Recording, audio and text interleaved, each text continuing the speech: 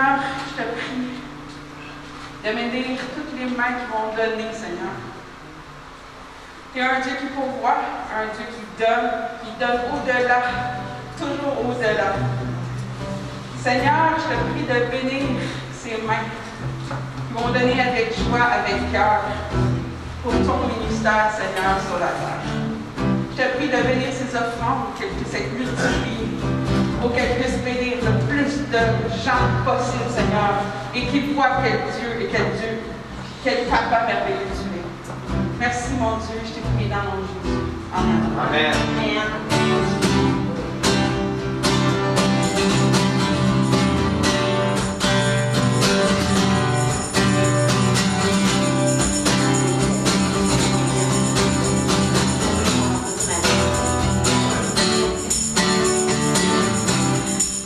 Seigneur, ta grâce nous dit, tu es toujours fidèle au Dieu. Hey! Tu libères les cœurs du péché. Tu nous mets toujours bénis à ta miséricorde.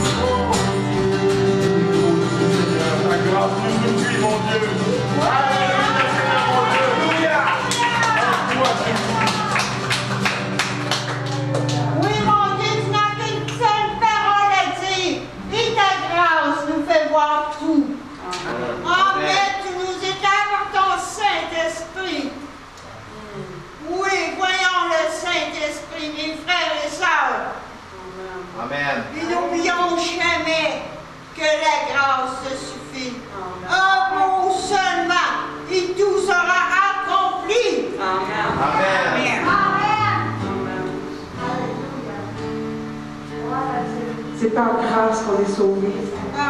Pas par nos œuvres, Seigneur. Seulement par ta grâce. Une grâce incroyable. Tu as offert ton Fils unique afin que quiconque croit en lui ait la vie éternelle. Donc ton Fils est venu sur terre. Il a donné sa vie pour chacun d'entre nous. Premièrement, il fut humilié, battu pour nos maladies et nos iniquités. Et ensuite, il s'est rendu à la croix pour verser son sang, un sang pur, sans tache, pour qu'on puisse être purifié devant Dieu et avoir accès à lui pour l'éternité. Seigneur, on va prendre ta table, Seigneur, afin de se rappeler qui tu es et qu'est-ce que tu as fait pour nous. Merci, Seigneur, d'avoir tout accompli et de nous avoir donné la victoire, Seigneur. Merci, mon Dieu. Je te prie de tout mon cœur, dans le nom de Jésus. Amen. Amen.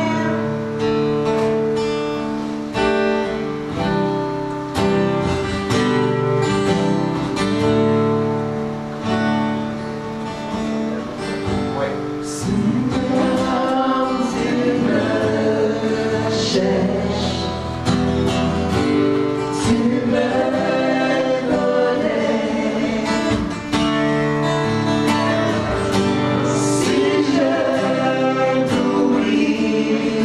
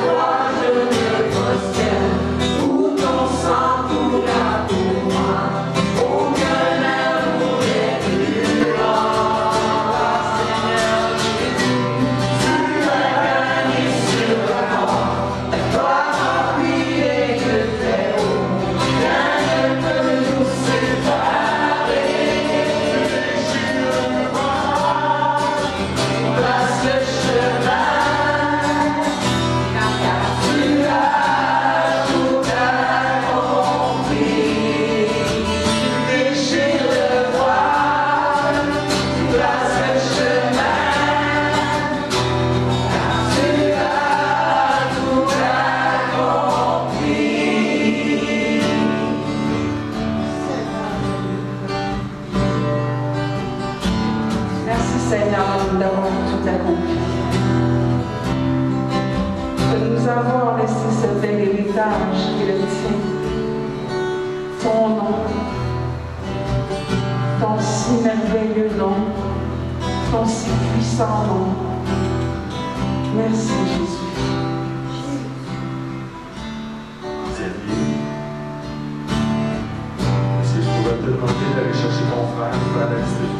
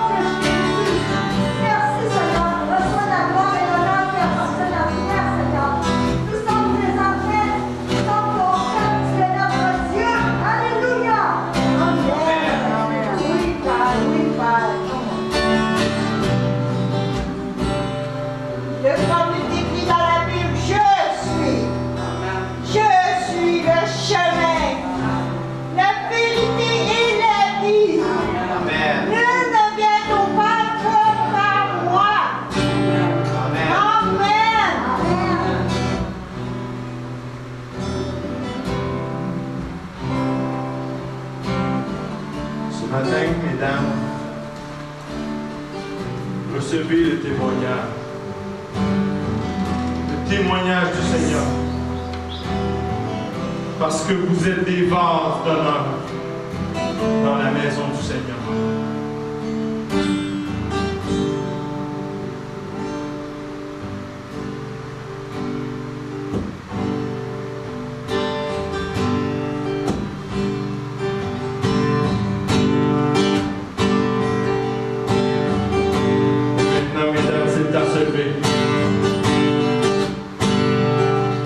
Montrez-nous que vous êtes des guerrières, Seigneur.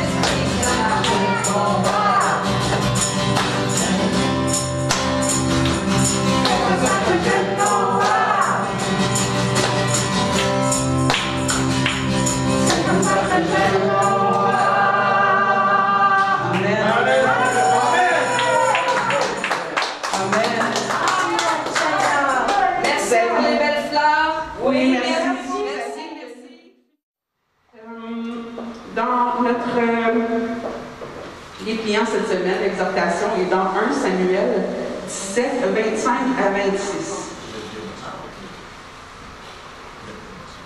Ok, ça a l'air qu'il faut que je mette l'émotion. Ok. Et pourtant, juste pas une émotion. Non, je vais y aller avec mon cœur. Et les hommes d'Israël disent: avez-vous vu cet homme blanc qui monte? Car c'est comme pour outrager Israël qui est monté. Et il arrivera que l'homme qui le frappera, le roi l'enrichira et de grandes richesses, et lui donnera sa fille, et affranchira la maison de son père en Israël. Et David parla aux hommes qui se tenaient là avec lui, disant: que serait-il fait à l'homme qui aura frappé ce Philistin-là, et qui aura été l'opprobre au-dessus d'Israël? Car ce Philistin s'est incirconcis pour outrager, trop rangé devant Dieu vivant. Amen. Amen.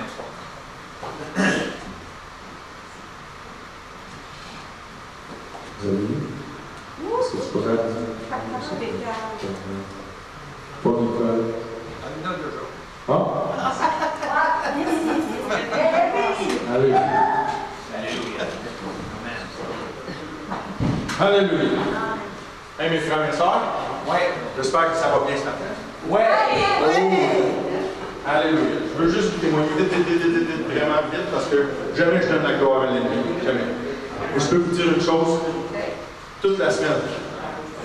Il s'est braqué contre moi parce qu'il ne veut pas que j'annonce ce que j'ai annoncé ce matin. Êtes-vous prêts à recevoir? Oui! Prêts à recevoir par le nom de Jésus? Oui! Donc, si vous le voulez bien, on va faire nos déclarations parce que l'Esprit a donné une double portion de sa révélation ce matin pour l'Assemblée. Gloire à Dieu! Amen!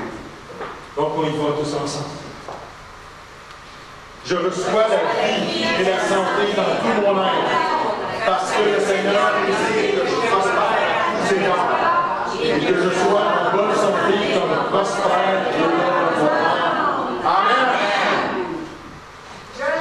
Je ne manque de rien, car mon Dieu pourvoit à tous mes besoins, selon sa richesse, avec gloire en Jésus-Christ. Amen. Je suis juste, parce que Jésus s'est péché pour nous, afin que nous devenions en lui justice de Dieu. Amen. Je suis fils du Dieu vivant, car tous ceux qui sont conduits par l'Esprit de Dieu sont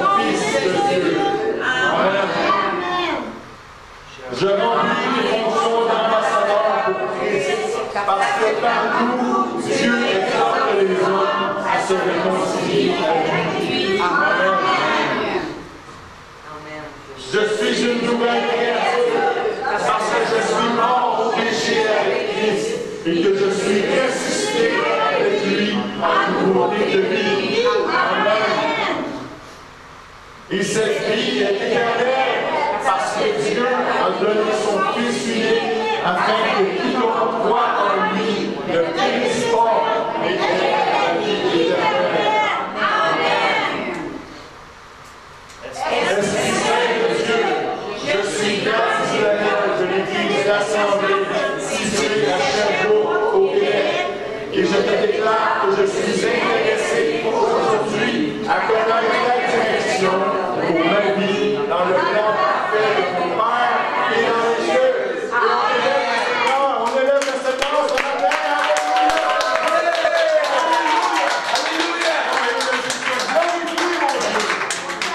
Alléluia. Alléluia. Alléluia.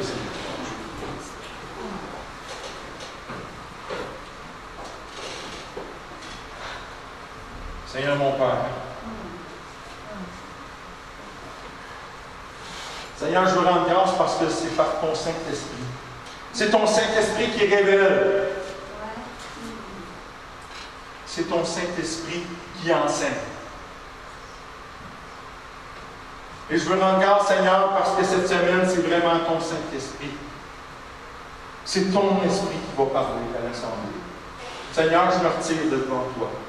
Seigneur, mon corps est là, tu peux l'utiliser pour que la parole de vérité soit enseignée, pour que la révélation du Saint-Esprit soit donnée à mes frères et à mes sœurs.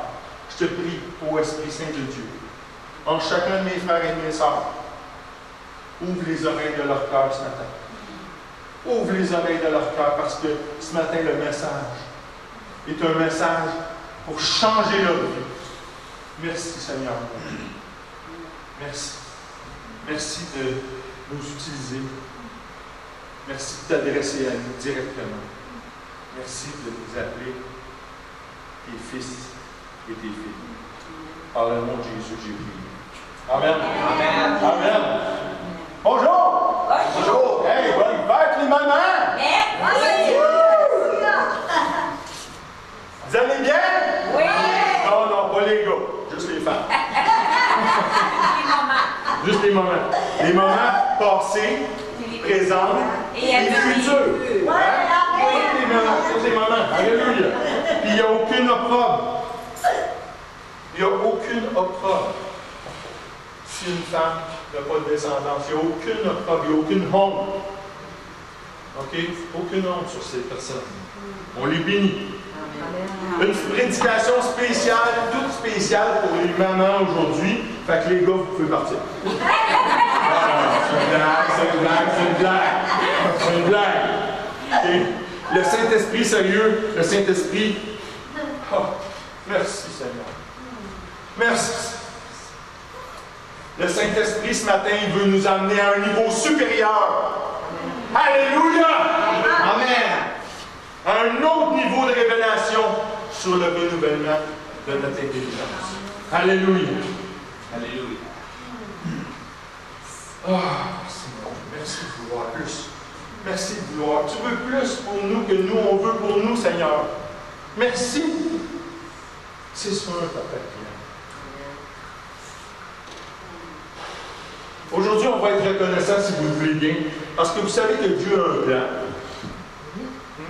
Il y a un plan général, mais il y a un plan aussi pour chacun d'entre vous, pour chacun de vous. Quelle grâce! Quelle grâce! C'est extraordinaire que j'ai ma place. J'ai ma place dans le plan de Dieu. Chacun d'entre vous autres aussi. Wow! Quelle grâce! Quel honneur! Alléluia! La parole de Dieu, elle dit de nous que nous sommes co-ouvriers.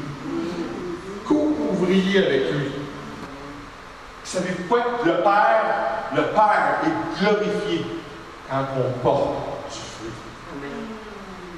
Quand on porte du beau, gros fruit succulent. Amen. Amen. Puis chacun d'entre vous, vous avez dit oui à Dieu à un moment ou à un autre. Puis chacun d'entre vous est appelé. Peut-être pas nécessairement dans les 5 ministères que Paul nous adresse, mais c'est pas grave, vous pouvez être appelé. Le plan de Dieu est vaste. Puis vous avez une place pour ça. Puis probablement que vous avez dit oui. Parce que je sais que certains d'entre vous œuvrent avec ferveur, avec zèle. Mais comme on le sait, si vous avez dit oui à Dieu, le diable ne va pas venir vous féliciter. Il ne viendra pas vous féliciter pour votre appel.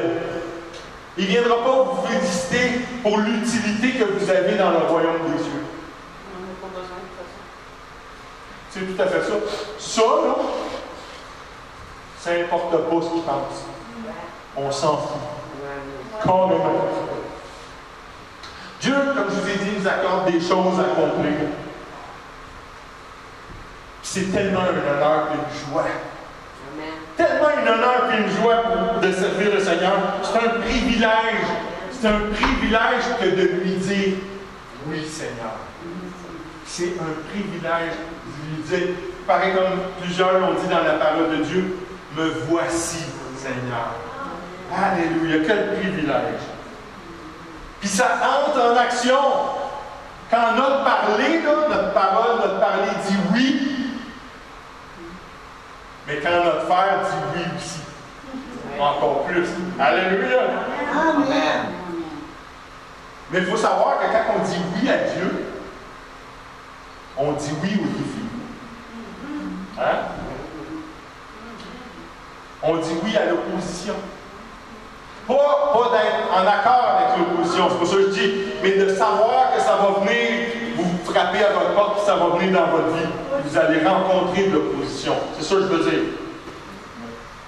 Quand on comprend ça,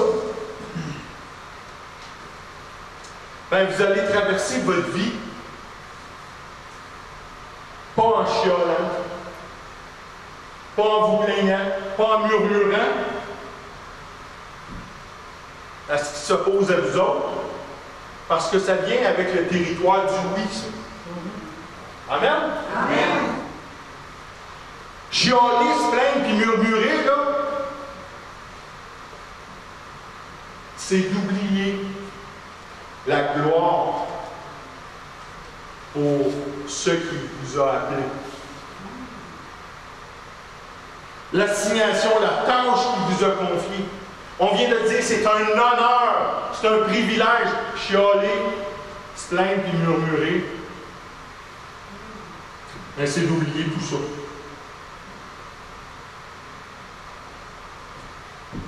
Ça fait que si vous avez dit oui à Dieu, regarde, pense, ça va arriver. Fait que faites-vous à l'idée.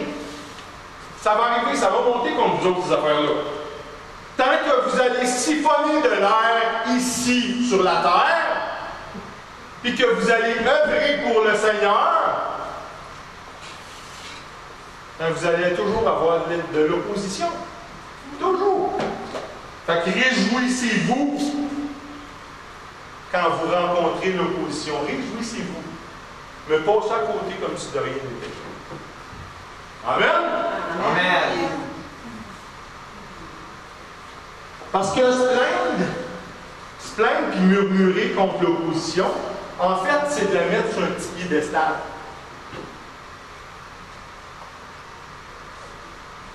C'est lui donner la place centrale.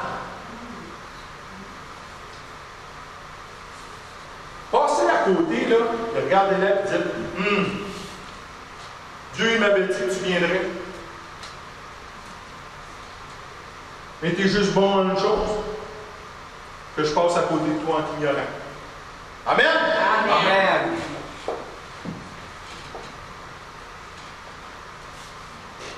Puis même à marcher dessus. À marcher dessus. Jésus a dit de marcher sur les serpents et les scorpions, sur toute la puissance de l'ennemi. Amen. Marcher dessus. En fait, le terme exact, c'est pas marcher dessus. Okay? Le terme exact, là, c'est de la piétiner. Mais la piétiner sans s'en occuper. Il ne faut pas que ça te dérange. Bon, pourquoi tu dis, j'écrase des scorpions et des serpents? Non, c'est normal ça. Jésus le dit. Amen? Amen. Arrêtez pas pour admirer ce qui s'oppose à vous autres. Jamais. Accordez-lui pas votre attention. Ce matin, si vous le voulez bien, on va commencer, on va ouvrir. Je vous amène avec moi, on va tourner dans le livre des Nombres, au chapitre 13, et au verset 1 et 2. Ce matin, je vais vous lire à partir de la version Darby. Il y a une raison pour ça. Donc, on y va. Nombre, chapitre 13, verset 1. Et l'Éternel parla à Moïse, disant, envoie des hommes et ils reconnaîtront le pays de Canaan que je donne aux fils d'Israël. Vous enverrez un homme pour chaque tribu de ses pères, tous des princes parmi eux. Dieu bénisse sa parole. Amen. Amen. Dieu il ordonne à Moïse d'envoyer 12 hommes. Mais tu sais, dans le fond, Dieu, il l'avait déjà dit, je vais donner à Israël ce pays où coule le lait et le miel. Ça avait déjà été dit avant ça, là, avant cet épisode-là. Mais, j'aimerais ça que vous remarquiez dans le passage qu'on vient de lire. L'Éternel dit que je donne aux fils d'Israël. Quand Dieu il donne, là, ça leur appartient-tu? Non. Oui, ce que vous avez dit ça. Oui. Quand Dieu donne, est-ce que ça nous appartient? Oui. Oui. C'est pas ce que tu peux voir qui est à toi. C'est ce que Dieu a décidé qui est à toi qui est à toi. Amen. C'est ce qu'il a décrété, ce qui est tien. Amen. Ça t'appartient. Parce que Dieu, il donne des choses avant même qu'on les voit. La plupart d'entre vous, vous avez une maison qui appartenait à quelqu'un avant. Puis Dieu, il s'est placé là en défaveur de l'autre personne. On est ses chéris. Donc, les 12 sont envoyés pour reconnaître le pays, pour donner un rapport. C'est-tu vrai ce que Dieu y avait dit? Que c'était un pays où coule le lait et le miel? Oui. Oui. Mais Dieu, comme je vous ai dit, il leur avait déjà décrit ça. Okay? Il avait déjà décrit ça. Il aurait juste pu aller avec la foi de ce que Dieu a dit, que c'est un pays où coule le lait et le miel. C'est beau, Dieu le dit, bing bang, on accepte ça, on n'envoie pas 12 gars. Comprenez ce que je vois? Mais il était cérébraux. Hein? Plein de doutes. Fait que, devant leurs doutes, Dieu leur commande d'envoyer des espions pour confirmer ce que lui avait dit. Hey, imaginez ça. Sérieux, là, pensez-y 2 secondes. Dieu, il faut qu'il fasse confirmer ce qu'il dit. My goodness! Puis là, ben, ils reviennent. Donc, ils vont, puis ils reviennent de cette mission-là d'observation. Puis, on commence à voir les résultats dans le même chapitre, au chapitre 13, mais au verset 30. Qu'est-ce qu'on voit? On voit Caleb, un des deux qui donne un bon rapport. Et Caleb fit taire le peuple devant Moïse. Et il dit, montons hardiment et prenons possession du pays, car nous sommes bien capables de le faire. Wow! Moi, je l'aime, ce Caleb-là, sérieux, là. Ça, c'est la foi, ça. C'est la foi qui vient de parler. Montons tout de suite, go! On y va! On est capable! On est capable de le faire. Montons hardiment et prenons possession du pays. En d'autres mots, là, let's go, la gang, on y va! Perdons pas de temps à penser. Le plus de temps que tu passes à penser, le plus que tu vas te retirer de ton but, que tu vas t'éloigner. Une fois que tu as le réma, vous savez c'est quoi le réma? C'est la parole de Dieu, la parole vivante de Dieu. Une fois que tu as le réma, quand ton Dieu te dit, je te donne cette terre, qui est une terre où coule le lait et le miel. C'est ça, vas-y. Une fois que tu as le réma, Dieu n'a pas besoin de tes pensées à toi. Parce qu'il t'a déjà donné les siennes. Fait que montons rapidement, dit Caleb. C'est ça la foi. La foi, ça déménage. Ça brasse la foi. Dieu leur a donné le pays. Maintenant, là, ce qu'il leur reste à faire, c'est d'en prendre possession. Dieu, là, il avait joué son rôle. Il a fait son bout. Et maintenant, c'est le peuple qui a un rôle à jouer. Puis les paroles de Caleb qu'on a, c'est une bonne parole. Une bonne parole, juste, droite, correcte, renouvelée en pensée. Amen! Amen. Maintenant, ce qu'on va faire, on va voir la mauvaise pensée. OK? Caleb a donné une bonne pensée, on va voir la mauvaise dans le prochain verset. OK? Mais avant, juste avant qu'on commence la mauvaise pensée, dans la bonne pensée, Caleb, ce qu'il a donné comme bonne pensée, là, Caleb a déclaré 15. Dans ce que vous voyez là, il a déclaré 15 mots de foi. 15 dans ce que Caleb a déclaré. OK? On va continuer en nombre au verset 31 à 33.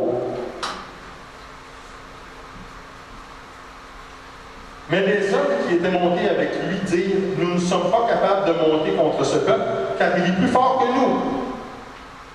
Et ils décrièrent devant les fils d'Israël le pays qu'ils avaient reconnu, disant, le pays par lequel nous avons passé pour le reconnaître est un pays qui dévore ses habitants. Et tout le peuple que nous y avons vu est de haute stature. Et nous y avons vu les géants, fils d'Anak, qui est de la race des géants. Et nous étions, à nos yeux, comme des sauterelles. Et nous étions de même à leurs yeux.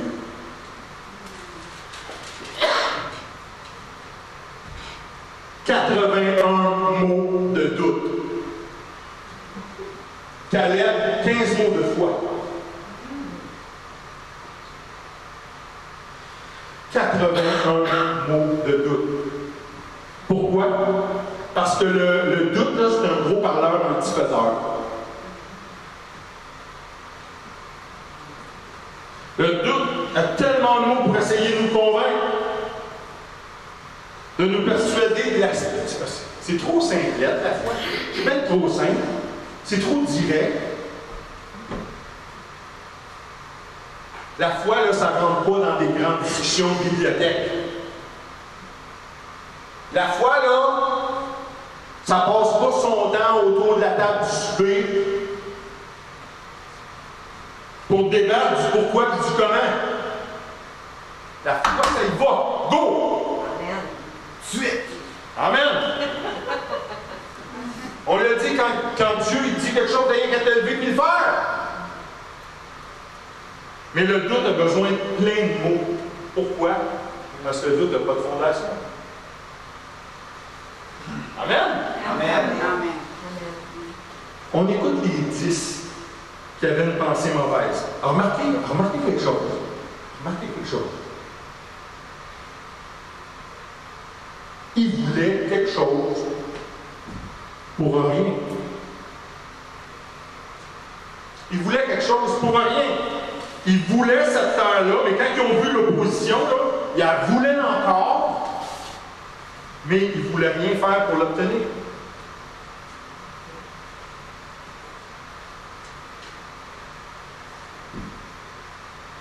Mais la foi, elle se réjouit, puis elle s'excite de pouvoir amener sa contribution.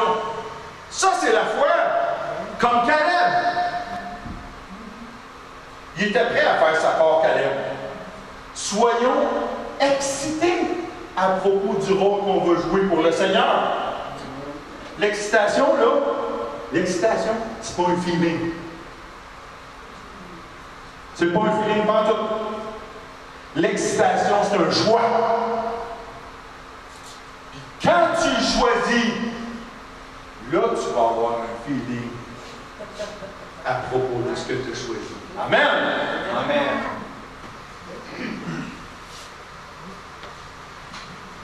Israël voulait quelque chose de gratuit. Ils ne voulaient pas exercer leur foi. Ils ne voulaient pas se déranger.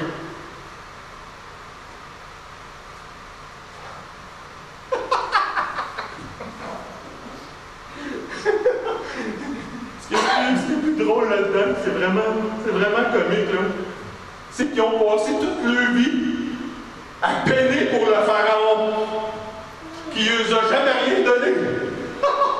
Puis là, Dieu, il veut leur donner une terre, mais ils ne veulent pas bouger le petit doigt, par exemple. Allez se l'approprier. Mais ils se sont fait fouetter puis battus par le pharaon. Ça, c'était correct.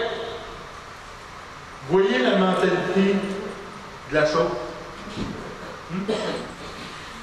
Ils donnaient tout ce qu'il y avait à Pharaon pour quelque chose qui ne lui appartenait même pas. Dieu, il leur offre de donner un pays, mais ils ne veulent pas faire d'efforts. Là, je parle du pays d'Israël, mais des fois... Hein?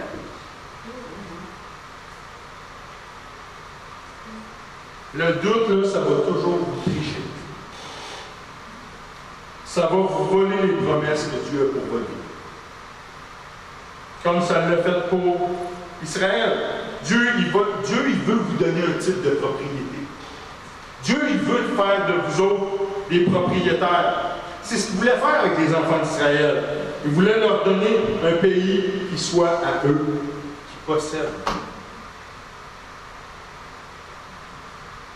Fait que ça, c'est après le vomissement des 81 mots d'incrédulité, de doute, une mauvaise pensée. OK? Ça, c'est après. Après ça, on va tourner en nombre. On va retourner avec Josué, et Caleb. On va rester en nombre, on change de chapitre, puis on s'en va au verset 7 à 9. Nombre 14, chapitre 14, verset 7 à 9. Ils parlèrent, là c'est Caleb et Josué, ils parlèrent à toute l'assemblée des fils d'Israël, disant: le pays par lequel nous avons passé pour le reconnaître est un très bon pays. Vous voyez la différence? Tantôt, il disait que c'est un pays qui consomme ses habitants. Là, il dit c'est un très bon pays.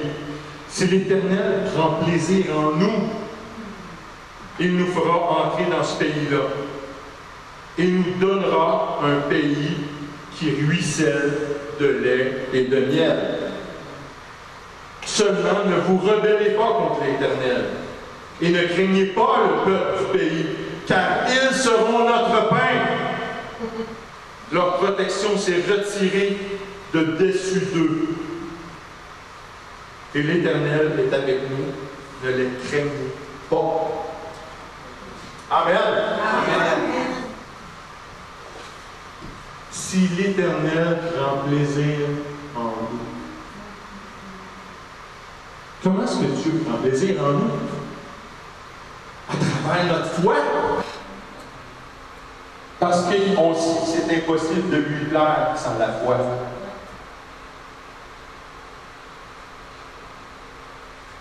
Si l'Éternel prend plaisir en nous, là, s'il prend plaisir dans notre foi, il va nous faire entrer dans ce pays. Il va nous le donner. Il va nous y amener. Ce n'est pas un effort humain, mais Dieu a besoin que votre corps soit présent. Dieu a besoin que votre corps se pointe là. Dieu va utiliser sa force à travers votre corps. Et votre corps doit être là, prêt à œuvrer. Amen. Un pays qui ruisselle le lait et le miel. Vous voyez, Caleb, il est dans la bouche. Il a dans la bouche ce ce que Dieu a déjà déclaré. Et c'est ça, une pensée renouvelée, une bonne pensée. Une pensée renouvelée, ça répète ce que Dieu a dit. Amen. Ne craignez pas le peuple de ce pays. Ça ne change rien ce qui se trouve chez Dieu. Ce qui compte, c'est à qui le Seigneur a donné le pays. Donc, craignez donc pas ceux qui se trouvent là. Vous êtes les justes propriétaires des promesses du Seigneur. Amen. Tu sais, les enfants d'Israël, là, à ce moment-là, ils étaient déjà détenteurs des droits de ce pays-là. Ils étaient déjà détenteurs des papiers notariés dans le spirituel. Dans le spirituel, ils étaient déjà propriétaires. C'est ça que l'Esprit veut vous révéler ce matin. C'est ça qu'il veut vous transmettre. Ne craignez pas le peuple du pays, car ils seront notre pain.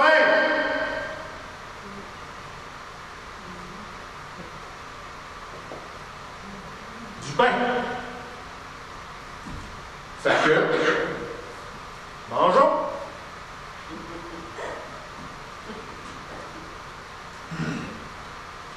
Le protection s'est retiré de dessus eux. Alors, remarquez qu'ils vont vouloir se battre. Ils vont vouloir se battre. Mais ça ne marchera pas. Ils sont sans défense. Parce que leur protection, ils n'ont qu'une défense. Leur ligne défensive, là, est tombée. Fait que si la ligne défensive est tombée, il faut passer à l'offensive. Il faut passer à l'attaque, là. Go! Ah ouais, à l'offensive! As-tu des joueurs de football? Il y en avait. Il y a des gens qui connaissent le football. Regarde, quand la ligne défensive de l'adversaire là, est inactive, là, notre ligne offensive va dire hey bébé! On va vous embarquer sur le corps! Puis on va vous piétiner. Si leur protection est défaillante. Le Seigneur est avec nous autres. Il n'est pas avec eux. Il est avec nous. Dieu est sur notre team. Il n'est pas sur le team, il est sur notre team. Ils vont perdre. Ils vont perdre contre Dieu. Hey! Contre Dieu, ils ont tous bien déclaré forfait. Mais s'ils déclarent forfait, il faut que vous soyez là. Vous avez juste à être présent pour gagner. Wow! Et l'Éternel est avec nous. Caleb dit, ne les craignez pas. Cette phrase-là que je viens de dire, ils seront notre pain. Je sais que les 10 disaient, ah, ce peuple est d'une haute stature. On a vu des géants, fils d'Anak, la race des géants. Mais vos géants, là, c'est notre pain. Votre opposition, c'est votre nourriture. C'est pas vos problèmes, c'est votre fortification. C'est par l'opposition que vous allez vous fortifier. Si vous avez une bonne pensée renouvelée, comme Caleb et comme Josué. Voyez les 10 qui est animés là, d'une mauvaise pensée, là, les 10, on les a entendus, ils se déclaraient des sauterelles. Des sauterelles. Tu as Dieu avec toi, et tu dis que tu es une sauterelle. Un insecte qui est tout en jambes.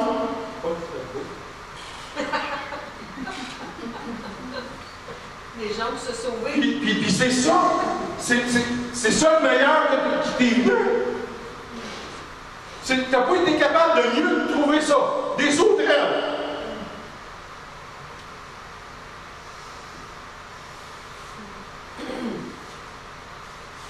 Mauvaise pensée.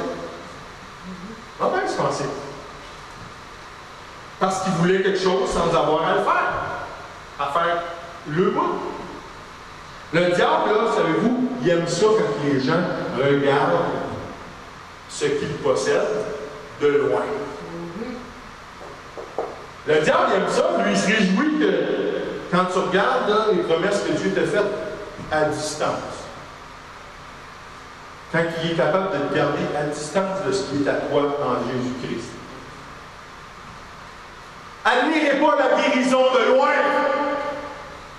Admirez pas les miracles de loin. Parce que ça fait plaisir au diable. C'est à toi! C'est à toi! Prends-les! Prends-les! Fais ta part. Fais ton goût.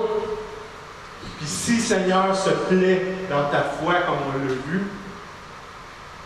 ben je vous laisse imaginer le reste. S'il aurait fait rentrer le peuple d'Israël dans la terre promise, imaginez ce qu'il peut faire pour vous. Alléluia! Amen. Josué et Caleb, en parlant des géants, parce qu'ils parlaient des géants, ils savaient qu'ils étaient là. Okay? Josué et Caleb, ils parlaient des géants, et ils savaient qu'ils étaient là, ils les ignoraient pas.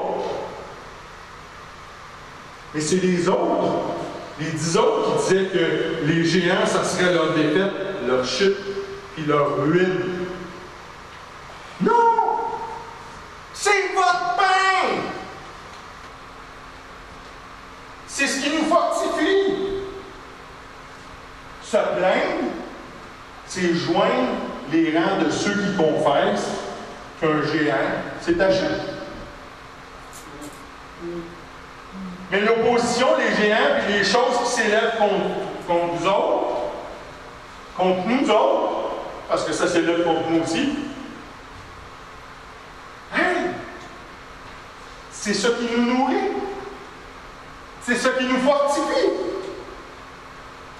Et même, j'ajouterais qu'ils vont faire ça, ils vont amener une sustention, ils vont amener une nourriture que rien d'autre pourrait vous amener dans le spirituel.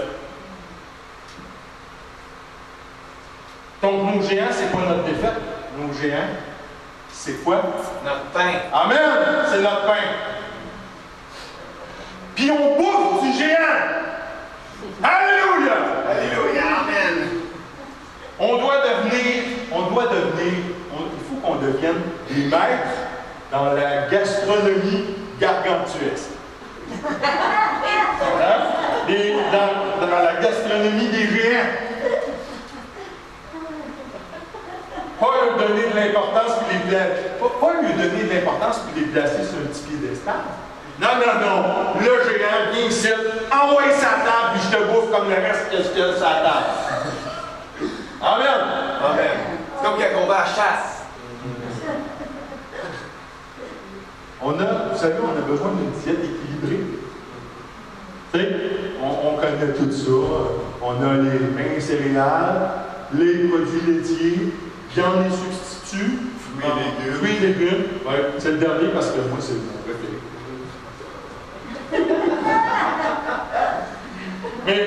Mais vous savez qu'il n'y a pas un de ces groupes-là qui est capable de remplacer l'autre.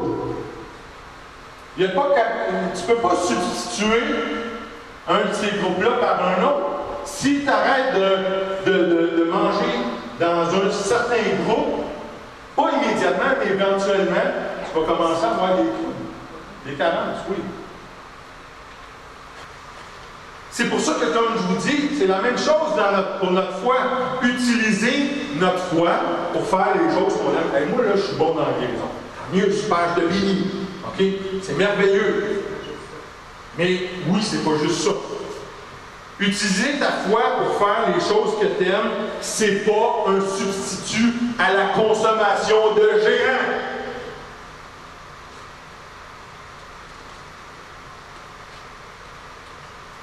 Parce que manger du géant, là, ça va forger quelque chose dans votre virilité spirituelle. Là, je prends le mot virilité, ça s'adresse aussi à vous, mesdames. Okay? Parce que la virilité spirituelle, la parole de Dieu nous dit par Paul qu'on doit en venir à la statue d'un homme fait. Okay? C'est la maturité. Donc, ça va forger quelque chose dans votre maturité spirituelle que rien d'autre va pouvoir vous apporter. Comme le pain, c'est une denrée de base, on est d'accord, c'est une denrée de base pour notre corps. Bien, le pain, c'est aussi une denrée de base pour notre être surnaturel. Mais le pain, c'est quoi? C'est nos géants. C'est l'opposition. C'est pas pour notre défaite, c'est pour notre diète. Une diète de géants. Quand vous voyez là, un géant qui s'élance vers vous autres, là, hein? Considérez un beau gros Boston crème de chez Tim Hortons. Oui! Oui, c'est du pain. OK, il est sucré un petit peu, là. Mais c'est du pain qui est sucré avec vos attentes en Jésus-Christ. Alléluia! Amen. Avez-vous déjà remarqué des bains frais-faites? Comment est-ce qu'ils sont plus chauds? Puis plus mous? Plus moelleux que ceux que ça fait un bout qui sont dans l'étalage? Ils sont meilleurs, ceux-là, ils sont plus chauds. Ils descendent mieux. Hein?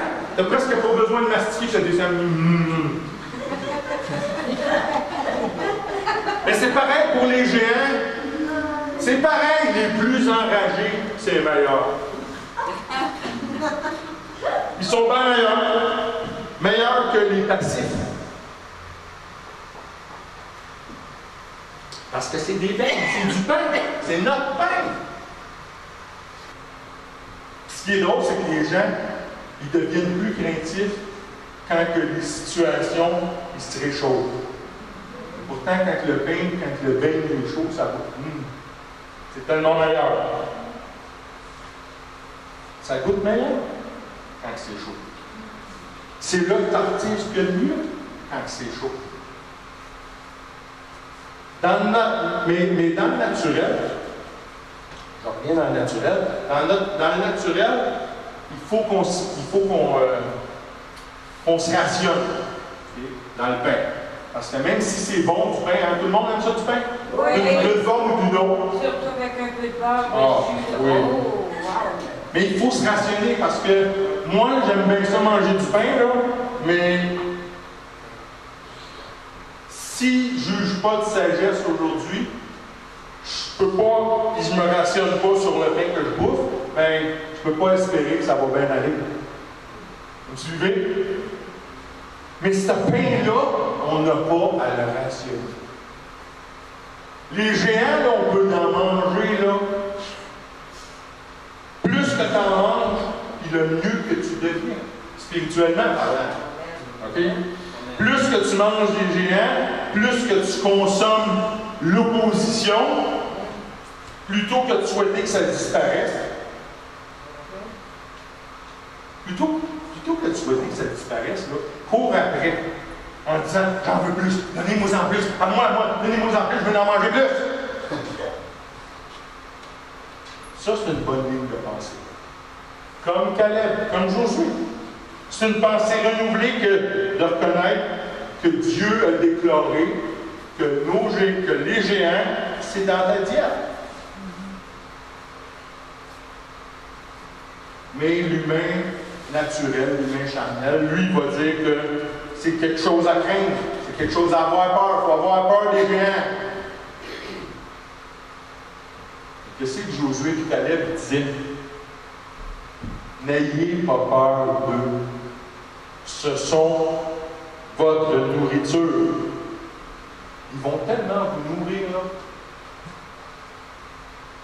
Vous fortifier et vous rendre vaillant. Mais si les géants doivent être notre pain, si les géants c'est notre pain, il faut commencer à penser à eux correctement. Je veux dire par là que la plupart des gens, pour la plupart, ils veulent sortir d'une situation sous pression. Ils veulent fuir tout ce qui pourrait former des exigences à leur dépens. Ils veulent reculer, ils veulent se retirer quand ils voient l'opposition monter contre eux autres. Ils veulent aucune espèce d'obligation. Ils veulent entrer en possession de quelque chose rapidement, comme le peuple d'Israël, sans effort, puis retourner à l'immobilité le plus vite possible. Envoyer sur les éboueurs. Le plus vite possible. C'est une ligne de pensée d'esclave. Hey! Le peuple voulait retourner en Égypte.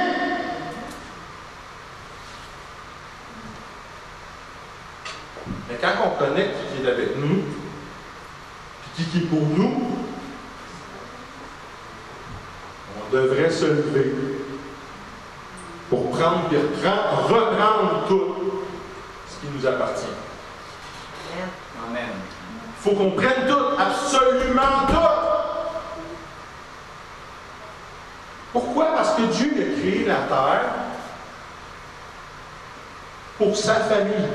Sa famille. Il n'a pas créé la terre pour du monde qui le déshonore. Dieu, il ne se promène pas de par le monde là, pour bénir et donner des richesses à des gens qui ne sont pas de sa famille. Il veut que sa famille possède les promesses. C'est ça qu'il veut. J'ai dit, il veut que sa famille possède ses promesses. Amen. Amen. Amen. Les promesses de Dieu.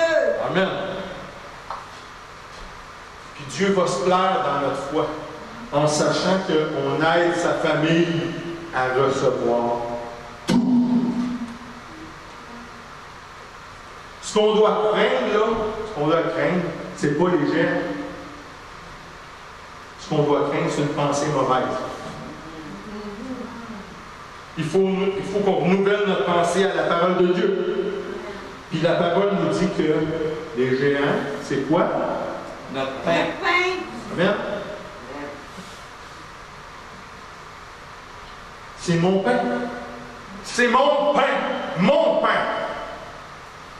C'est pas ma défaite. C'est pas ma chute. C'est ma place où ce que je m'assis puis je bouffe cette affaire-là. Puis je deviens plus fort. Et plus expert à surmonter l'opposition puis à mettre cette expérience-là derrière moi. Parce que j'ai englouti un géant. Au début du siècle passé, il y avait un dictateur d'un grand pays, je ne nommerai pas, au début des années, dans les années 1900, un dictateur d'un grand pays, puis il avait conquéri foule de territoires en bordure de son pays. Mais il y avait encore un petit pays qui n'avait pas assimilé encore. Puis ce petit pays-là, c'était toujours un pied de nez dans sa face. Puis là, il était écœuré, il était tanné. Fait qu'il a dit, on va les envahir. Non, on ne va pas les envahir, on va les exterminer. On va envoyer 120 000 hommes contre ce pays-là. Puis des pièces d'artillerie, puis envoyer du matériel militaire, on envoie. Pour monter contre ce petit pays-là. Mais ce petit pays-là n'a pas pris peur. Pourquoi? Parce que il avait confiance dans ses généraux. Ces généraux étaient compétents, OK? Puis leurs frontières avaient été fortifiées. Mais à un moment donné, quand même, le dictateur est monté. L'armée du dictateur est montée contre ce pays-là. Puis là, ça déferle. C'est 120 000 hommes qui arrivent contre toi, là, puis les bombes, puis tout ça. À un moment donné, il y a un soldat de l'armée du petit pays qui s'en va voir son officier commandant, et puis qui dit, ils sont tellement nombreux, ils sont tellement plus nombreux, là. Puis on est tout petit. sont nombreux, puis on est tout petits. Vous pouvez me dire aussi qu'on va enterrer toutes ces victimes-là quand on va avoir fini avec eux autres?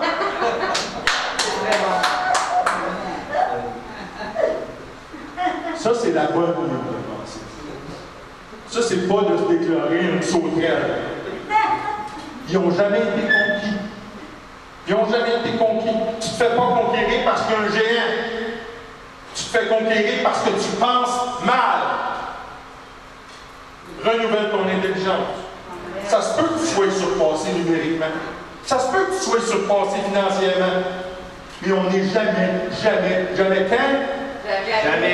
Jamais surpassé en puissance. C'est ça toute la différence. C'est ce que Josué et Caleb disaient. On a une alliance. Dieu est avec nous. On ne sera jamais surpassé en puissance. Vous pouvez voir leur grand nombre. Vous pouvez voir combien les géants sont grands. Mais nous, on ne sera jamais surpassé en puissance.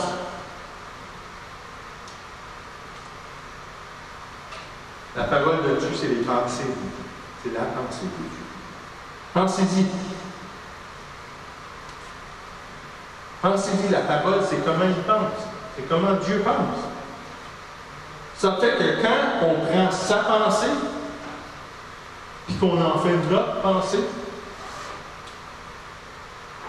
ben on appelle les géants du pain, plutôt que quelque chose qui devrait nous apporter la peur. On pense, puis on parle comme Dieu pense. Donc, quand on pense correctement, de façon renouvelée, on mange du géant. Amen. Laissez-moi vous dire, c'est quoi qui était l'autre bord du géant? Une terre promise. Une terre d'abondance. Le diable, il servait de ces géants-là pour boucher la vue. Il voulait boucher la vue au peuple d'Israël parce qu'il ne voulait pas que le peuple d'Israël sache ce que signifierait cette terre-là pour lui. Puis tout ce qu'il voyait le peuple d'Israël, les géants.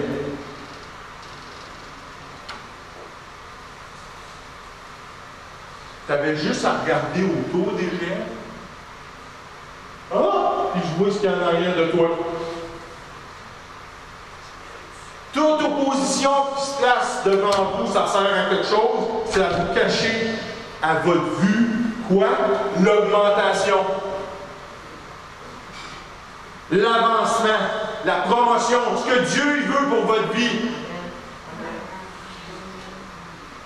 Fait que quand tu bouffes le géant, tu t'appropries tout ce que le géant tentait de bloquer. Amen. Amen. On va tourner, si vous le voulez bien, à 1 Corinthiens. La première lettre de Paul aux Corinthiens, au chapitre 16, verset 9. Paul déclare car une porte grande et efficace m'est ouverte. Et il y a beaucoup d'adversaires. Où c'est qui sont les adversaires? On les a pas fait. Ça sent bien. Mais où est-ce qu'ils sont les adversaires qui sont à la porte? Ils sont tous devant nous. C'est ça que Paul dit. Il y a une porte grande et efficace qui m'est ouverte, mais il y a beaucoup d'adversaires. Sont où les adversaires? À la porte. La porte vers le plus. La porte vers l'augmentation. La porte vers plus de révélation. La porte vers plus d'onction.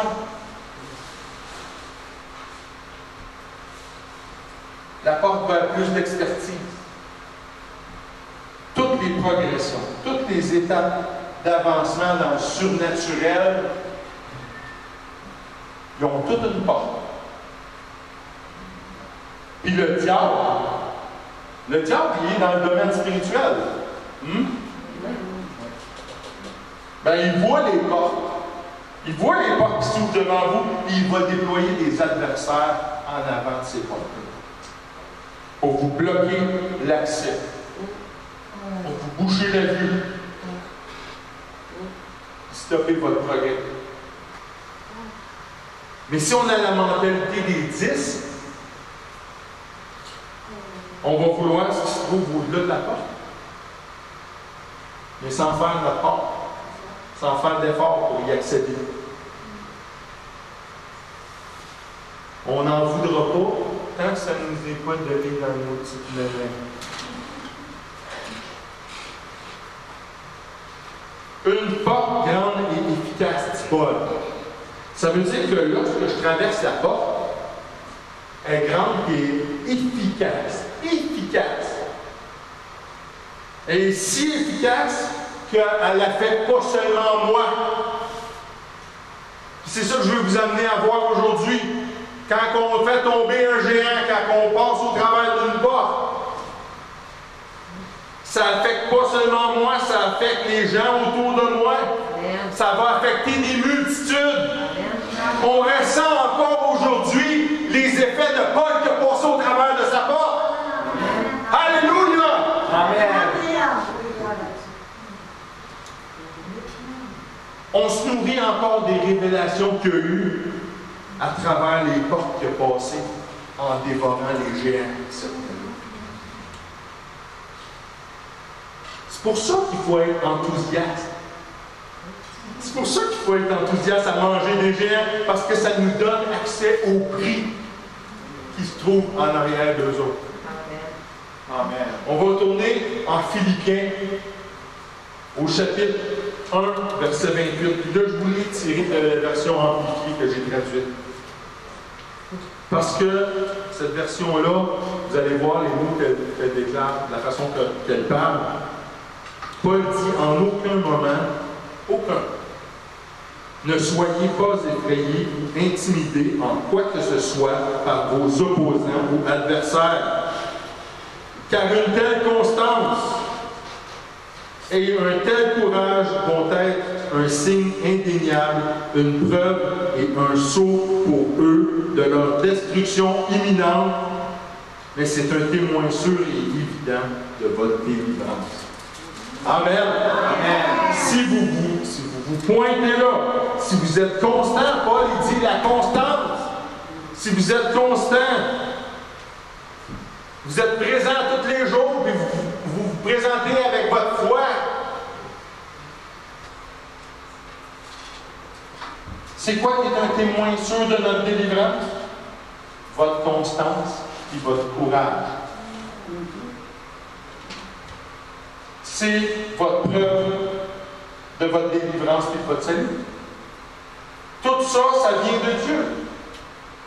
Paul, il a une bonne ligne de pensée par rapport à l'opposition.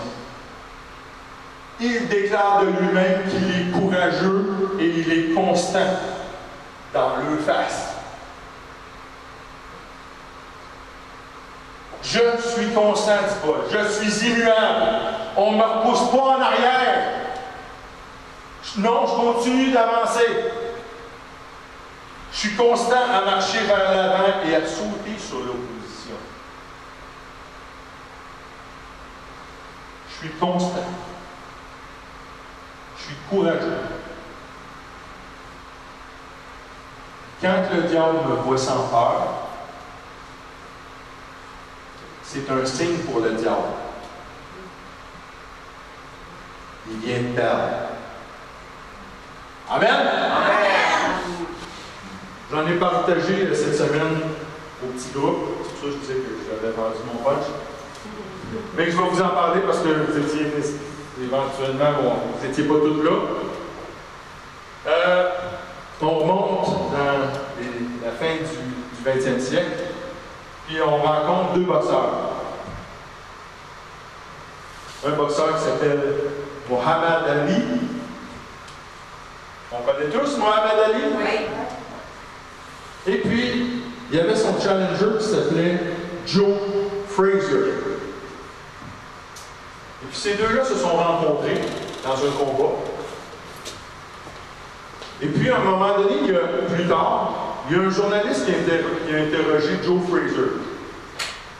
Qui a dit, « Monsieur Frazier, étiez-vous craintif d'affronter Muhammad Ali? »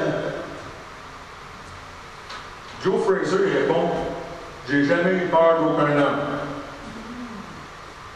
Aucun homme. Puis quand que j'ai affronté Mohamed Ali, j'ai pas eu peur non plus. Sauf à un moment, à un instant particulier. Durant l'affrontement, à un moment donné, j'ai décoché un coup. J'ai atteint Mohamed Ali au visage, puis j'ai cassé, j'ai fracturé sa mâchoire. Je l'ai entendu. J'ai entendu la mâchoire se fracturer.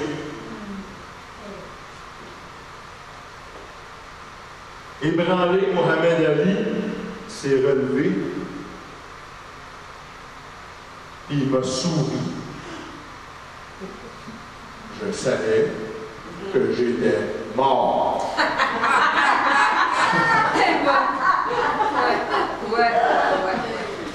Je savais que j'étais mort. C'est pas ce qu'il s'attendait, là, après avoir donné un bon coup, puis la mâchoire fracturée. Joe, il pensait que. C'est dans la poche. Hein? Mais, tu sais, nous autres, c'est quoi qu'on aurait fait à la place de Mohamed Ali? On se serait probablement effondré sur le sol. On aurait ramassé notre mâchoire. Puis on se serait allé dans notre coin. Hein? Puis là, on aurait eu notre traitement, puis notre coach nous aurait fait un pep talk pour nous booster. Mais Mohamed Ali, il est resté là. Il a juste souri. Puis qu'est-ce que ça voulait dire, ce sourire-là? Ça voulait dire, hey, mon chum, tu viens juste de me réveiller. Vous voyez la ligne de pensée? Vous voyez le renouvellement? C'est ce que Paul nous dit quand il nous dit ne soyez en aucun temps intimidés ou effrayés. Parce que quand le diable il voit que tu ne bouges pas, que tu ne bronches pas, il sait. Quand il voit que tu ne bouges pas, que ça ne t'affecte pas, là, il dit on n'aurait pas dû s'en prendre à lui. Hein? On aurait dû frapper chez son voisin Méo. On n'a pas frappé à la bonne porte.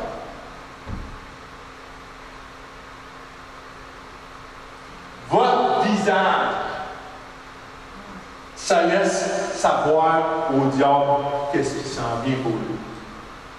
Votre face, Dieu connaît vos pensées, le diable il ne les connaît pas. Il ne les connaît pas. Non. Il ne connaît pas vos pensées. Le diable ne connaît pas vos pensées. Dieu, il les connaît parce que Dieu, il connaît tout. Il sait tout. Mais si tu arrives devant le diable,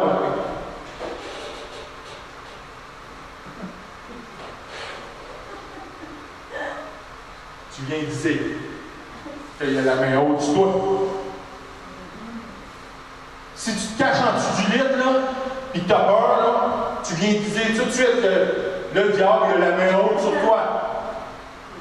Mais si tu restes dans le lit à la place, et que tu rêves, et tu dis j'ai tellement hâte d'embarquer dans ce que le Père me prépare, dans les promesses du Père,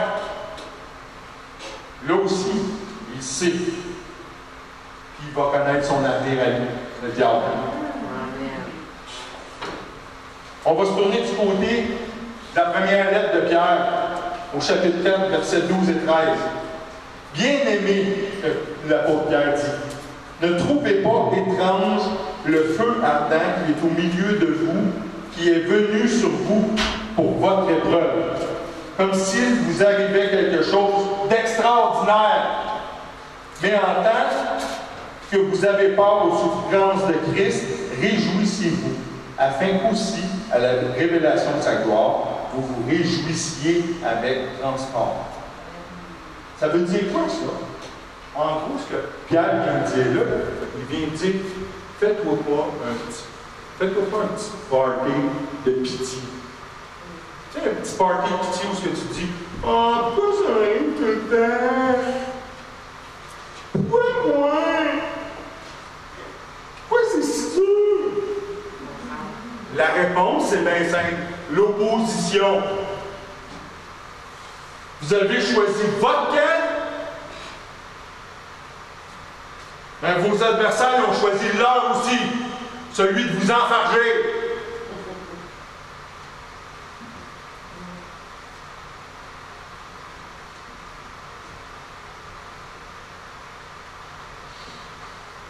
Vous êtes déjà allé à quelque part, puis je sais pas, vous aviez une demande de crédit à faire, ou peu importe, un genre de truc comme ça, puis que la personne vous dit, je comprends pas ça, j'ai jamais eu autant de troubles avec un dossier comme le vôtre.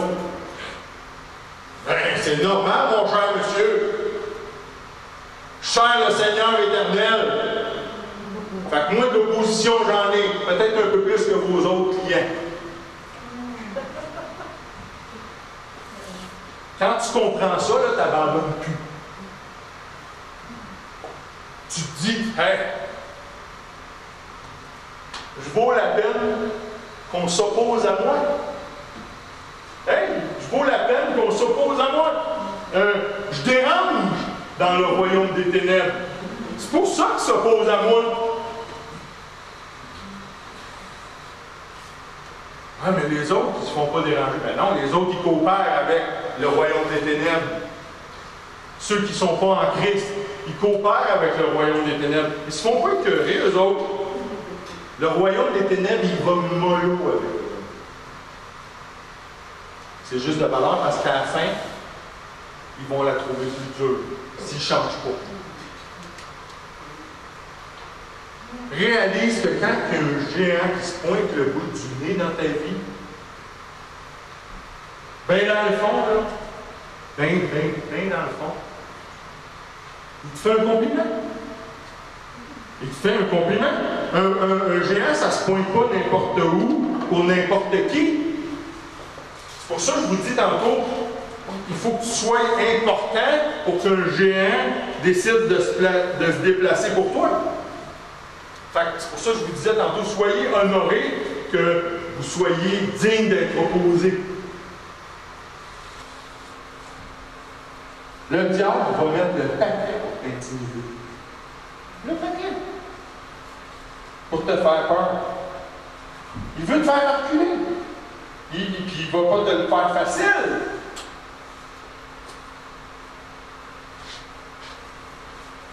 Ah, mais Yann, c'est tellement plus tranquille avant que je donne ma vie au Seigneur. C'est sûr. Tu faisais partie de le gang.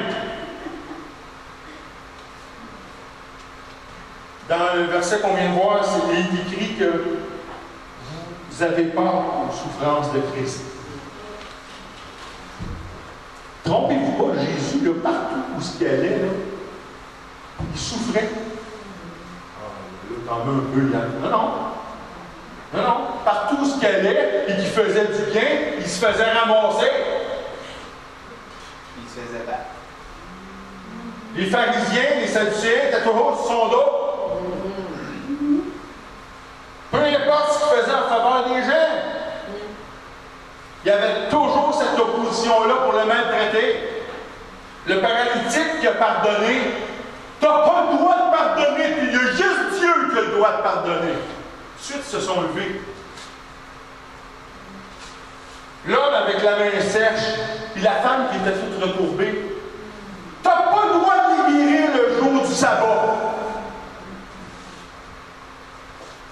Jésus, tout le temps, l'opposition était conclue. C'est ça qu'on appelle les souffrances de Christ. Puis si vous marchez selon le plan de Dieu, ben vous allez rencontrer la même opposition. Réjouissez-vous parce que vous avez la preuve que vous opérez dans les mêmes œuvres que Jésus de Nazareth. Amen. Amen. Quand tu penses comme il faut, là, tu te dis coup après coup. Coup après coup, là, ça veut dire que tu as peur de moi. Coup après coup. Parce que comment est-ce que les boxeurs s'endurcissent? Savez-vous comment? En mangeant des coups. C'est comme ça qu'ils s'endurcissent.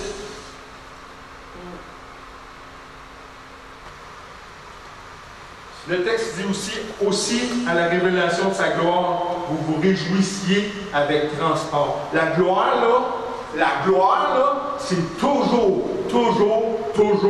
de l'autre côté de la volée qu'on donne aux géants. Pas qu'on reçoit, OK? On ne reçoit pas de volée. On la donne aux géants. Ouais. Soyez jamais le sujet de la raclée, OK? C'est les géants. Dévorez-les! David. Vous connaissez David? David, le roi David. Il n'y avait aucun sens de la peur. Il ne s'est pas plaint quand il est arrivé devant Goliath. Il ne s'est pas plaint. Il était plutôt de genre, amène-les, je le veux, c'est à moi ça. Amène-moi ça, je le veux, je vais le manger.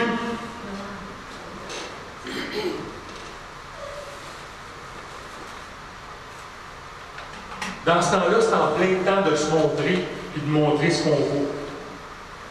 Pourquoi? Pourquoi pour David? Parce que David, lui, il s'est mesuré au lion, puis il s'est mesuré aux ours, sans être obligé de retourner à la maison et de demander au papa, peux-tu aller dans le petit, s'il te plaît?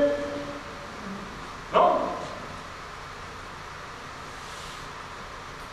Puis Goliath, la différence avec les lions et les ours, il y avait juste moins de taille. Mais il était longtemps installé.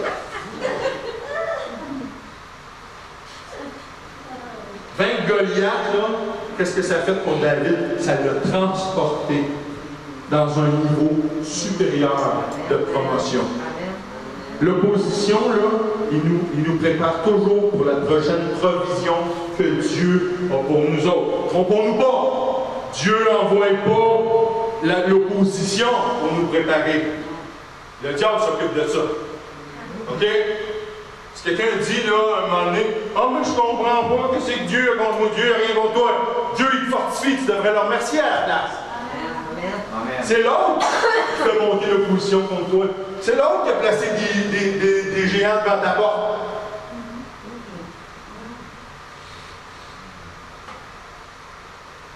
Comment est-ce que David a mangé Goliath? À travers ce qu'il a dit. Il a couru vers Goliath, la bouche ouverte. Tu cours jamais vers un géant, la bouche fermée. Jamais. Ça mange bien mal, la bouche fermée. Tu peux pas bouffer de géant, la bouche fermée. Tu manges des géants quand ta bouche est ouverte. On va aller voir en 1 Samuel, au chapitre 17, les versets 41 à 44. On voit Goliath monter vers David. Et le Philistin s'avança, allant et s'approchant de David, et devant lui, l'homme qui portait son bouclier. Parce qu'il ne porte pas son propre bouclier, là. Il y a quelqu'un qui fait ça pour lui. Okay? Et le Philistin regarda et vit David et le méprisa, car c'était un jeune homme au teint rosé et beau de visage. Et le Philistin dit à David, « Suis-je un chien, moi, que tu viennes à moi avec des bâtons? » Et le Philistin maudit David par ses yeux. Et le Philistin dit à David, « Viens vers moi, et je donnerai ta chair aux oiseaux des cieux et aux bêtes des champs. » Tu ne peux pas empêcher le diable de parler. Quand le géant va se montrer, là, sa bouche va être pleine de menaces. Le diable, les géants, l'opposition, là, ils ne viendront jamais silencieusement. Jamais. Ils vont venir en provoquant. Mais quand que le diable a fini de parler, vous avez quelque chose à dire. Quand le diable a fini de parler, là, David a dit aux Philistins, à Goliath, il a répondu en 7 étapes, en 7 temps, à propos de ce qu'il allait lui faire. Première étape. David dit aux Philistins, « Toi, tu viens avec une épée et avec une lance, et avec un javelot. Moi, je viens à toi au nom de l'Éternel des armées, du Dieu des troupes rangées d'Israël que tu as outragé. Première étape. Deuxième étape. En ce jour, l'Éternel te livrera en ma main. Deuxième étape. Troisième étape. Et je te frapperai et j'ôterai ta tête de dessus toi.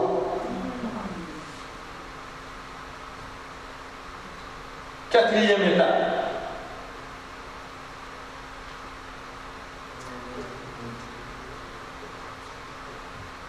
Et je donnerai en ce jour les cadavres du camp des Philistins aux oiseaux des cieux et aux animaux de la terre. Il va s'en prendre à toute l'armée, pas juste à Goliath. 5.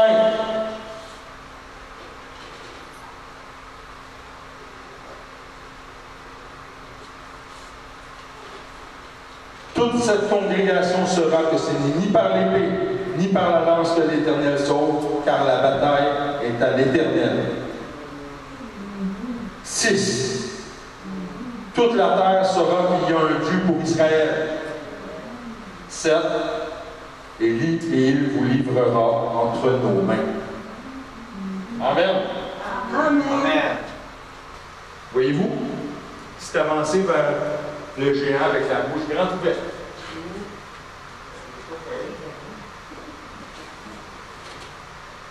Donc Goliath, c'était la promotion de David.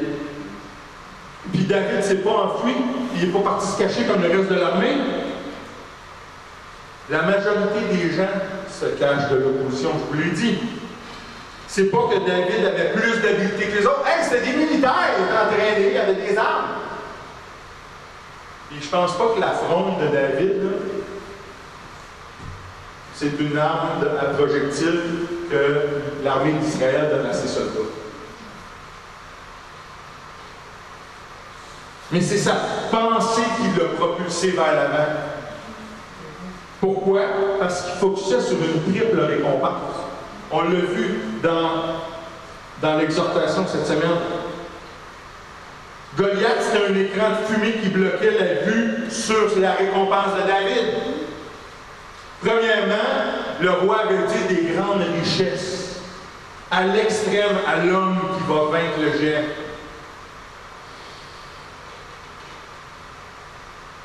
Ensuite, Marie, la fille du roi. Je m'en fous de ce qu'elle a l'air. C'est la fille du roi. Marie-moi ça. C'est. Hey, peu importe ce qu'elle a l'air, elle est d'une lignée royale. Elle est en ligne pour la plus haute autorité dans le pays. Les générations futures, là, ils vont être de lignée royale parce qu'il y a un homme qui a décidé de bouffer le géant plutôt que d'aller se cacher en arrière d'un arbre. La troisième récompense, c'est que tu étais libre de tout service, plus d'impôts, plus de taxes pour toujours. Wow! Ça, c'est une déduction fiscale géante. Je serais bon des publicités, moi. Fait que les talents de David en tant que dégustateur de géants, ça a sauvé la nation d'Israël au complet. Je vous ai dit tantôt, ça n'affectera pas juste vous autres. Puis vos talents de dégustateur de géants sont comment aujourd'hui? Hein? Ils vont affecter votre famille, à vous. Ils vont affecter l'Assemblée. Ils vont affecter tout le corps de Christ. Amen. David a tué Goliath, il a tranché la tête, puis après ça, il l'expose devant l'armée des Philistins. On s'en va en 1 Samuel 17, 51. Et David courut et se tint sur le Philistin, et prit son épée, et la tira de son fourreau, et le tua, et lui coupa la tête. Et les Philistins, voyant que leur homme fort était mort, s'enfuirent. Amen! Les Philistins se sont défilés. Ils se cachaient en arrière d'un seul. Puis il est gros. Il n'y a personne qui peut le renverser. Il avait juste à dévorer un seul géant et le reste de l'opposition. Ils vont tous se sauver, les oreilles pendantes, la queue entre les cuisses. Satan et son royaume sont pleins d'erreurs. Fait que c'est tout ce qu'ils sont en mesure de produire. C'est ça qu'on voit dans les Philistins. Ils sont pleins de peur. Juste parce qu'ils parlent fort, ça ne veut pas dire qu'ils savent se battre fort. Hein? Amen. Oui, amen. Vous autres, vous savez vous battre beaucoup plus fort. En 1 Samuel, le prochain verset, le verset 52. Et les hommes d'Israël et de Juda se levèrent. Ah ben, regardons ça. Ils poussèrent des cris, ils poursuivirent les Philistins jusqu'à l'entrée du ravin et jusqu'aux portes d'Écron. Et les Philistins tombèrent tués sur le chemin de Sharim, jusqu'à Gath et jusqu'à Écron. Oh! Ils sont sortis des cachettes. L'armée d'Israël est sortie en arrière d'un arbre. Un arbre. Souvenez-vous ce que David avait déclaré. Je donnerai en ce jour les cadavres du camp des Philistins aux oiseaux des cieux et aux animaux de la terre. Les hommes d'Israël et de Juda ils ont fini par rentrer dans la bataille, mais c'est David qui a eu le crédit de la victoire. Pourquoi? Parce qu'il l'avait annoncé. Il a dit, c'est moi qui vais démolir les armées des Philistins.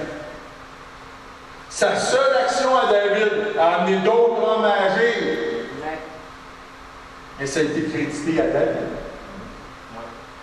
Parce que les autres se cachaient. Il ne sera jamais monté si David n'avait pas été là.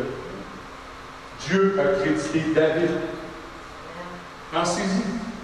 Quand l'opposition monte contre vous autres, quand ça semble trop dur, quand vous êtes sur le point d'abandonner, résistez comme David a résisté. Peut-être que d'autres vont vous voir, ils vont se lever, ils vont se battre avec vous autres.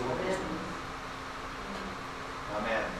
Et tout le succès du travail va vous être attribué à vous, si vous avez une bonne pensée renouvelée. Donc les géants, c'est pas notre souffrance, c'est pas notre, c'est notre nourriture, notre promotion, notre augmentation. Il ne faut jamais se plaindre.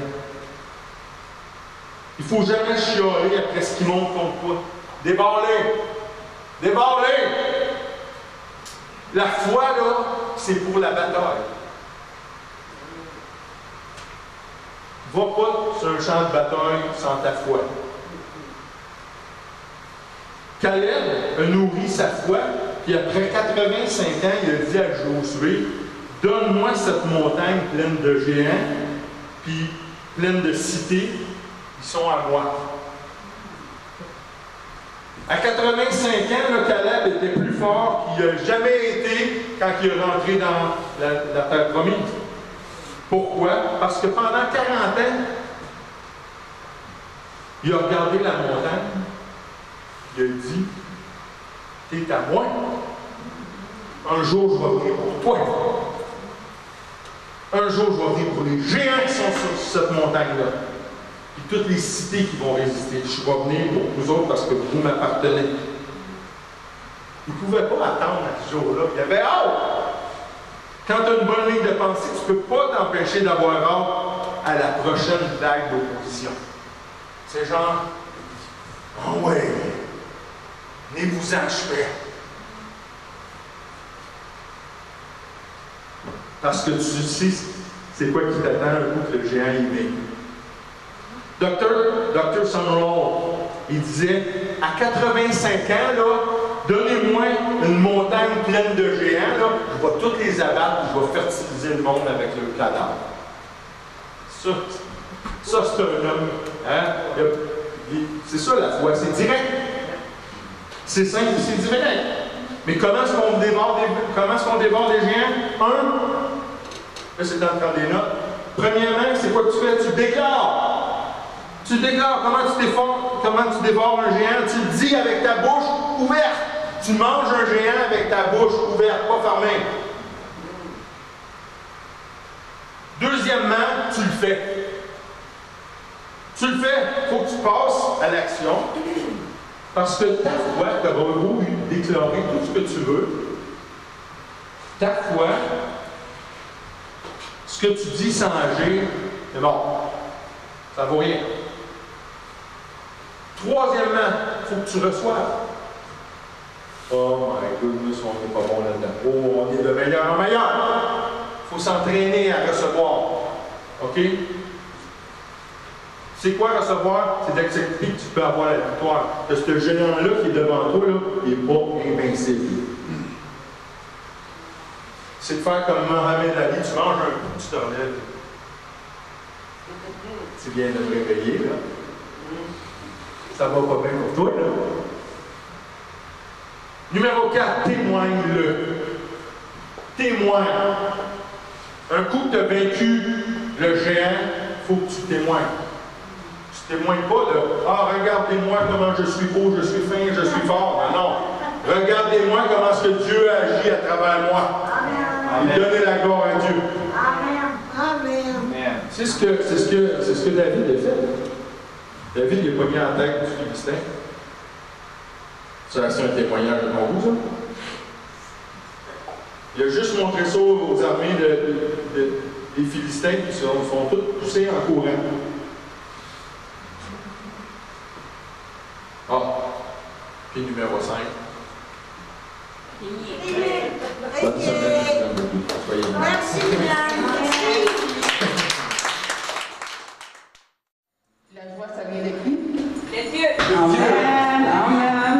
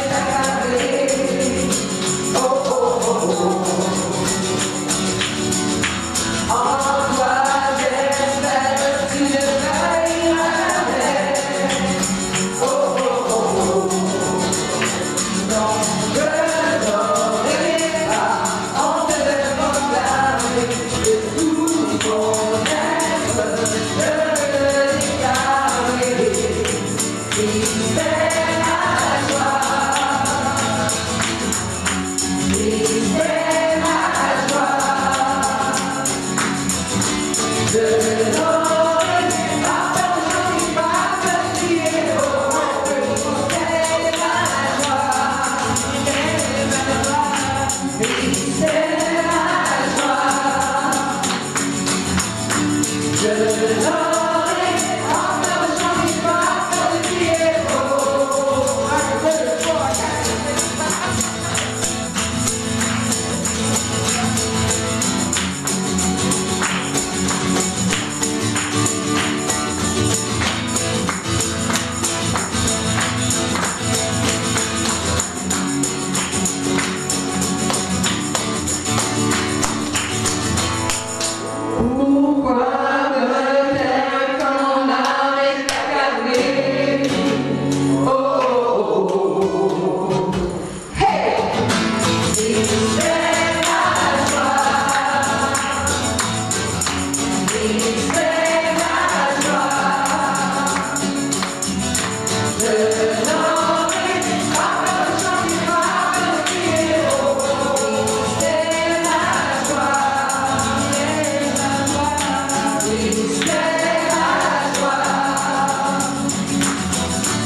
de